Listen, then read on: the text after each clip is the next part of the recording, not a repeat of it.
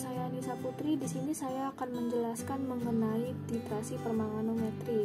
Titrasi permanganometri adalah titrasi berdasarkan prinsip reduksi oksidasi dan digunakan untuk menetapkan kadar suatu zat reduktor dalam suasana asam sulfat encer. Larutan baku yang digunakan dalam titrasi ini adalah larutan kalium permanganat. Nah, kalium permanganat ini secara luas dipergunakan sebagai larutan standar oksidimetri. Ia dapat berlaku sebagai indikatornya sendiri atau autoindikator.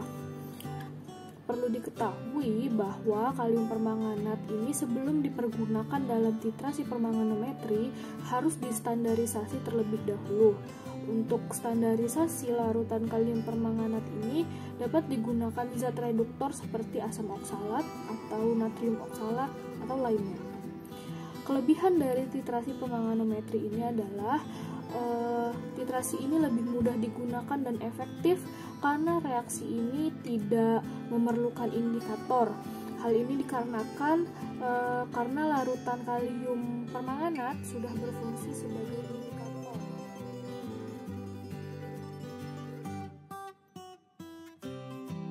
Menjelaskan mengenai standarisasi dari kalium permanganat. Untuk menstandarisasi kalium permanganat ini dilakukan titrasi antara kalium permanganat dengan asam oksalat. Kalium permanganat akan direduksi oleh asam oksalat. Nah, dari standarisasi ini akan dilakukan penambahan asam sulfat. Penambahan asam sulfat ini berfungsi untuk menjadikan reaksi menjadi suasana asam sehingga ion permanganat akan tereduksi menjadi ion mangan plus 2.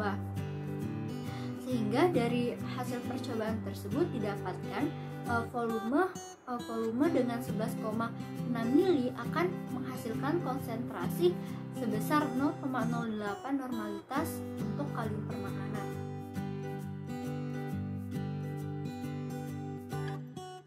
Selanjutnya, setelah didapatkannya kadar hidrogen peroksida, dilakukan pencarian terhadap persen kadarnya.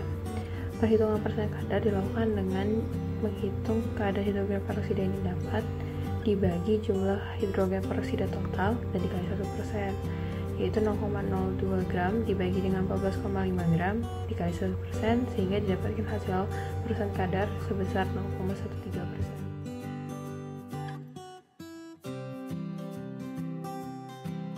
Berdasarkan penjelasan sebelumnya, dapat disimpulkan bahwa permanganometri disebut dengan autoindikator karena larutan standar sekunder berupa kalium permanganat dapat berubah warna ketika direaksikan dengan zat lain tanpa bantuan indikator.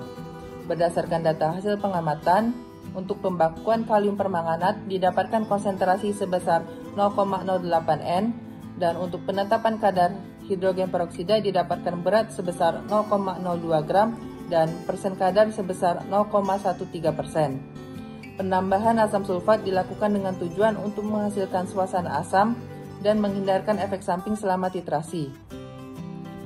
Dilihat dari reaksi redoksnya, ion permanganat akan mengalami reduksi menjadi ion mangat dalam suasana asam.